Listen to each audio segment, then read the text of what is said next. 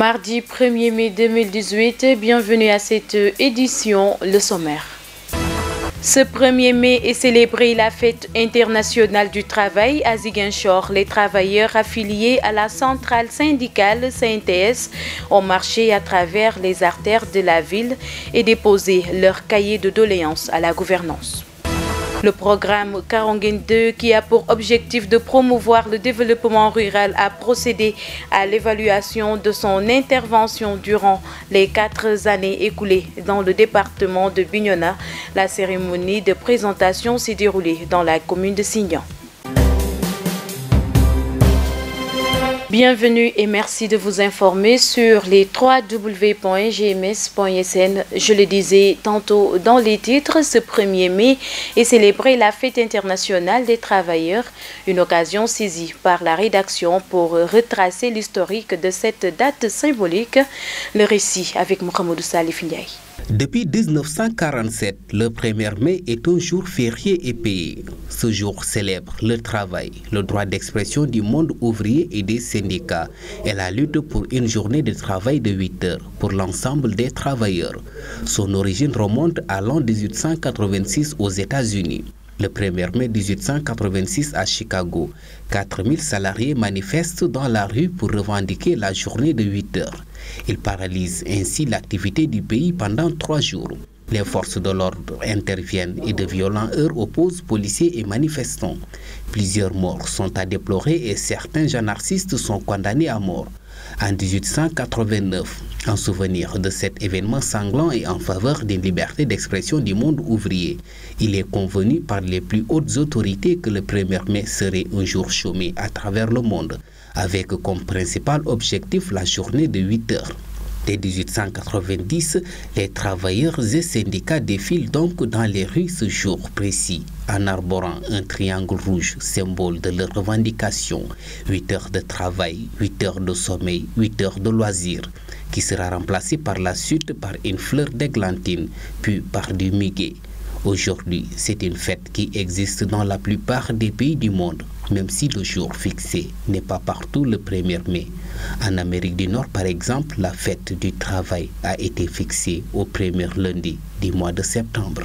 L'Union régionale CNTS de Ziguinchor a battu le macadam pour la satisfaction des revendications des organisations de travailleurs membres de cette centrale par la voix de son secrétaire général.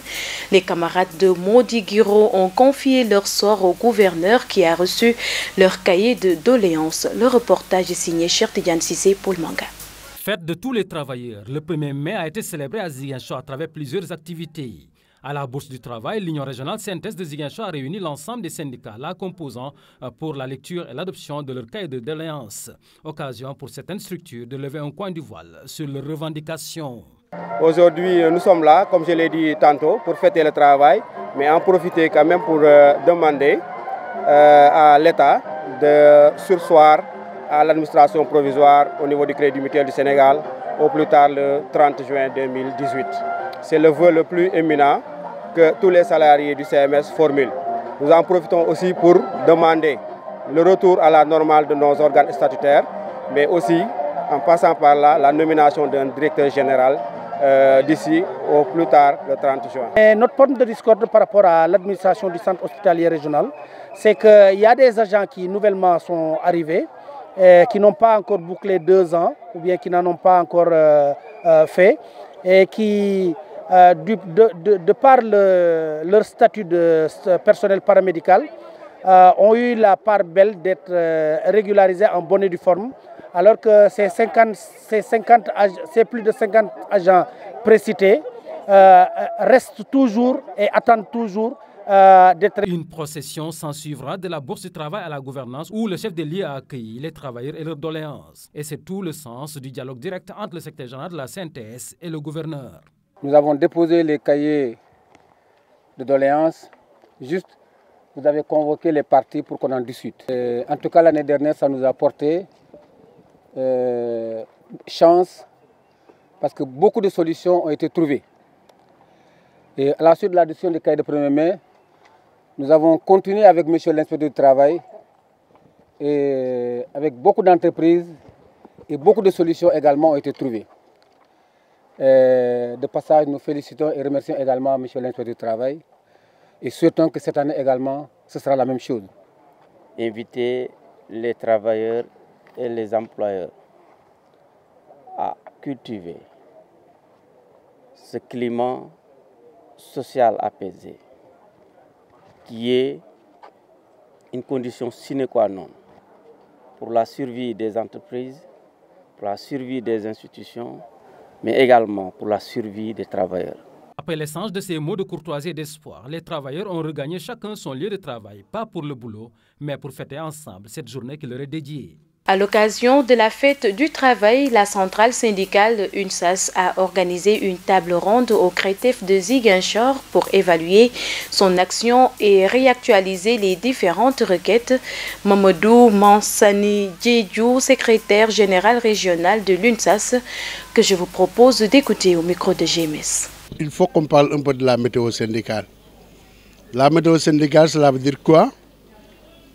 Cela veut dire ce qui se passe au Sutelec, ce qui se passe au Sud-Sas, ce qui se passe à l'UDEN, ce qui se passe au Central, ce qui se passe ailleurs. Il faut que les gens en parlent. Pour au fait situer la responsabilité de l'État. Parce que quel que soit le secteur dans lequel nous nous trouvons, notre interlocuteur direct c'est l'État. Pour parler au juste de l'injustice que les travailleurs sont en train de vivre. N'est-ce pas? Donc si vous avez des travailleurs, des gens qui sont dans un secteur bien donné, certainement parce que le syndicalisme en fait, ce n'est pas pour dormir. Le syndicalisme, il doit veiller au bon fonctionnement de la structure, voir dans quelles conditions les militants travaillent. Est-ce que ces conditions sont bonnes ou pas? Donc si elles ne sont pas bonnes, mais les gens ils se regroupent pour faire un peu l'état des lieux, rencontrer l'autorité pour lui faire comprendre que nous, en tout cas pour que ça fonctionne mieux, il faut ceci, ça, ainsi de suite. La revendication en fait. Parce que si on ne revendique pas, on n'a pas une raison d'être. Donc c'est ce qui fait qu'au niveau de l'enseignement, au niveau de l'électricité ailleurs, il y a toujours des problèmes. À Bignona, les syndicats d'enseignants regroupés au sein du G6 exigent le respect des accords signés avec le gouvernement à date échue. Cette forte préoccupation est écrite dans le cahier de doléances qu'ils ont remis ce mardi au préfet de Bignona à l'occasion de la fête du travail. Le compte rendu est de Lamine Badiane.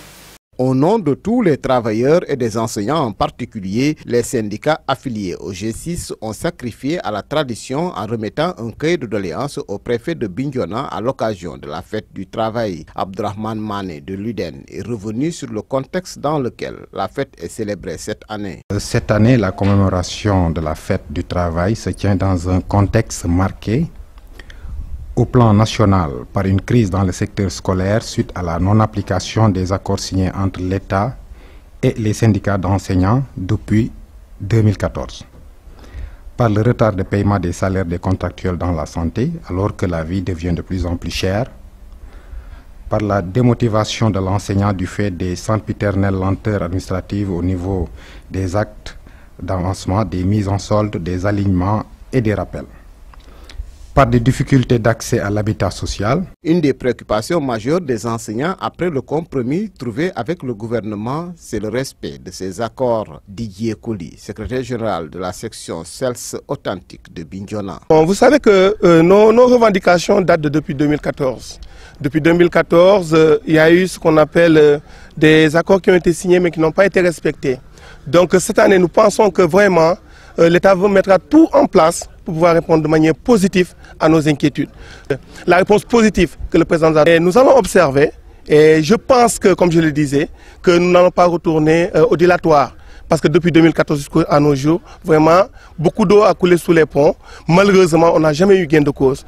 Et aujourd'hui, nous pensons, nous croyons et nous avons l'intime conviction qu'au mois d'octobre, nous n'allons pas revenir à ce qui s'est passé durant les années précédentes. Après avoir reçu le cahier de doléances, l'adjoint au préfet de Bignona a rassuré les syndicalistes. Al-Hassan Bassissé. C'est que vous avez fait beaucoup de sacrifices pour véritablement répondre positivement à l'appel de l'État du Sénégal. Et nous osons espérer aussi que tout ce que maintenant, les accords qui ont été quand même signés par l'État vont être respectés. En tout cas, sur les points, chaque point que vous avez souligné, je pense que l'État a une réponse à donner. Et nous allons espérer que cette réponse-là va être quand même la réponse que vous attendez de l'État du Sénégal. Et je pense que maintenant, l'essentiel est que nous puissions, nous tous, se concentrer sur le devenir de ces enfants, véritablement essayer un peu de rattraper le temps perdu. Le cadeau que les syndicats ont remis au préfet témoigne de la bonne ambiance et de la confiance qui règne entre ces travailleurs et le représentant de l'État. Comme dans toutes les régions du Sénégal, on note un fort taux de présence des écoles privées. Cependant, nombreuses d'entre elles ne répondent pas aux normes requises pour un enseignement de qualité. C'est dans ce contexte que l'inspecteur d'académie de Ziguinchor, conformément aux instructions ministérielles, a pris l'initiative de faire un diagnostic et prendre les mesures qui s'imposent. Siaka Goudiabi, au micro de Lamine Badiane. Je voudrais d'abord rappeler que les écoles privées contribuent à l'effort de scolarisation et d'éducation au Sénégal. L'État du Sénégal a toujours compté et compte encore sur les écoles privées pour le rôle très important qu'elles ont toujours à jouer dans le système éducatif sénégalais. Il est important aussi de noter que parmi ces écoles privées, il y en a qui ont valu beaucoup de satisfaction à l'État du Sénégal en termes de qualité du service éducatif rendu aux communautés. Il y en a qui font d'excellents résultats, un bon travail. Maintenant, à côté de ces établissements qui sont performants, il y a des établissements privés qui nous causent quand même des soucis parce qu'elles ne répondent pas dans leur fonctionnement aux normes de sécurité, aux normes d'hygiène et aux normes techniques, surtout par rapport à la qualité et au statut du personnel qui officie. Nous allons faire le point pour dresser la cartographie des écoles privées. Ça a été une instruction reçue du niveau central. Nous allons faire ce travail d'inventaire pour faire l'état des lieux de l'enseignement privé ici à Ziguinchor. Une fois que ce travail d'état des lieux est fait, les mesures qui s'imposeront seront prises pour permettre à celles qui remplissent les conditions de fonctionner, aux autres qui ne rempliraient pas les conditions, vraiment on va les amener à respecter les normes de fonctionnement d'une école. Quand même, si ce sont des gens, des bonnes volontés, qui ont la générosité, l'ambition d'accompagner l'État du Sénégal par rapport à son effort d'éducation et de formation, ces bonnes volontés devront également vraiment créer les conditions d'un bon service éducatif, qu'il y ait un service éducatif de qualité. Le programme Karangen 2 a tenu une rencontre d'évaluation dans la commune de Sindian pour mesurer ses actions dans le département de Bignona. Le président du programme a manifesté toute sa satisfaction sur les résultats obtenus durant ces 4 années d'intervention. Rokhaya Bey.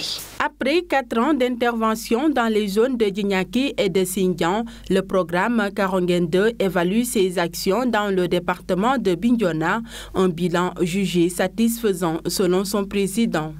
Le résultat que nous avons constaté est un bon résultat. Donc, cumuler les objectifs qui avaient été assignés donc, sont en train d'être atteints.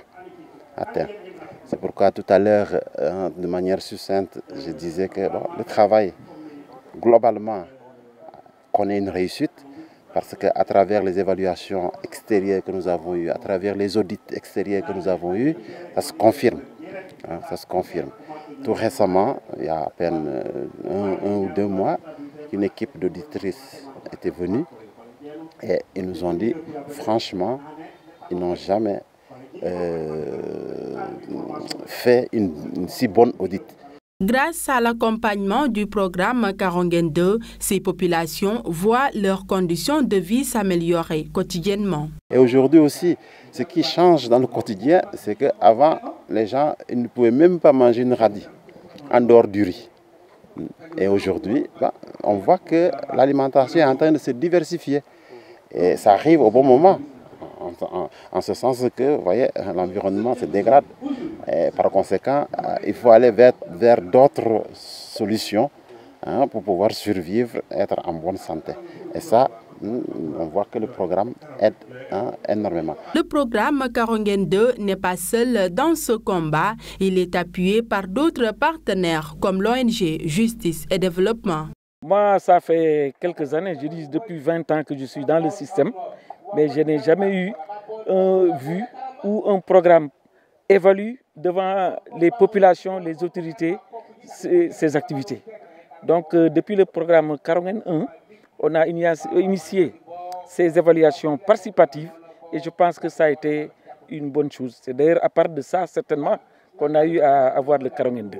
Aujourd'hui, le souhait des populations de Xinjiang et de Djignaki est de voir le programme Karongen 2 poursuivre ses actions en mettant sur pied Karongen 3. La communauté Baïnouk de Ziguinchor est plus que jamais déterminée à jouer sa partition dans la consolidation de la paix en Casamance. En journée de prière à la place Gao, celle-ci réclame une démarche inclusive dans le processus afin que la Casamance voie le bout du tunnel. Moussa Mané, porte-parole de la communauté Baïnouk, s'en est ouvert à Cheikh Tidiane Cissé et Daouda Sambo. C'est vrai que la Casamance, que les premiers habitants de la Casamance, ce sont les Baïnouk. Mais aujourd'hui, la Casamance appartient à toutes les ethnies. Si on faisait on accordait, on invitait toutes les ethnies à la crise Casamance depuis le départ, on ne serait pas là aujourd'hui. Comme je l'ai dit, c'est parce que nous sommes les artisans de notre propre malheur. C'est surtout entre Casamance d'abord avant l'État. Sans paix, il n'y a pas de progrès. Sans progrès, il n'y a pas de paix possible. Ce que je demande aux belligérants, c'est surtout j'entends parler de négociation. Mais qu'est-ce qu'on négocie? L'État dit qu'il n'y a pas d'indépendance, les autres disent l'indépendance. Finalement, on ne sait pas. On parle de ce mode du grenier du Sénégal. Qu'est-ce que nous avons ici? On n'a rien ici. On a vu des territoires qui ont pris leur indépendance, mais juste ils tiennent les pieds jusqu'à présent. Et surtout la Casamance, où est-ce que nous allons? Où est-ce que nous allons? Si on prenait l'indépendance, où est-ce que nous allons partir? Ce qu'on me le dit, c'est de revenir à la case départ. À la case départ, c'est ce qui veut dire que toutes les sociocultures se valent en Casamance ici. Si au départ on avait invité toutes les sociocultures, on ne serait pas là aujourd'hui. Ils n'ont qu'à laisser les armes. Les armes, parfois les armes tournent ce Maroc, c'est un malheur. Si on faisait que chacun aspire à la paix, on ne serait pas là aujourd'hui. L'État veut la paix, ceux qui sont en brousse aussi veulent la paix aussi. Donc on croit s'asseoir. L'actualité internationale présentée en bref et en images.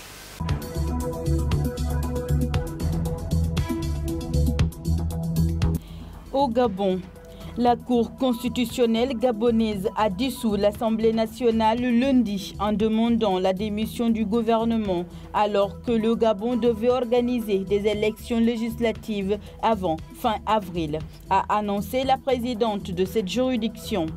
La Cour précise que le mandat des députés prend fin et que le chef de l'État doit procéder à la nomination d'un nouveau gouvernement qui sera uniquement responsable devant le président de la République, a indiqué la présidente de cette institution, Madeleine Boransouo. Force est de constater que le gouvernement n'a pas pu accomplir les missions qui lui sont dévolues, notamment la révision de la liste électorale depuis 2017 et la mise en place du Centre gabonais des élections depuis janvier 2018, a ajouté Madame Boransouo dans une déclaration. Selon la Cour, le gouvernement a surtout échoué dans l'organisation des législatives au plus tard le 30 avril. Après 2 reports de ces élections depuis décembre 2016 que les commentateurs expliquent par les remous suscités par la présidentielle d'août 2016 dont les résultats donnant le président Ali Bongo Ondimba vainqueur sont contestés par l'opposition. En Arménie, le chef de l'opposition arménienne Nikol Pachinian sera le seul candidat au poste de Premier ministre par intérim lors du vote du Parlement prévu pour nommer un nouveau chef de gouvernement en Arménie après plus de 2 semaines de crise. Seul candidat à cette élection, Nikol Pachinian, 42 ans, peut compter sur le soutien de 3 des 4 formations constituant le Parlement, dont les députés se réunissent en session extraordinaire en début de matinée. Le Parti républicain au pouvoir a fait savoir dimanche qu'il ne s'opposerait pas à l'élection de l'opposant si tous les groupes d'opposition au Parlement soutiennent sa candidature.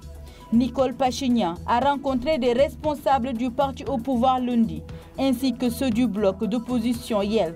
Il a estimé qu'un vote en sa faveur serait le meilleur moyen de sortir de l'impasse. Notre but est de tourner la page et la haine et de créer une atmosphère solidaire. Il n'y aura pas de gagnant ni de perdant, a-t-il promis.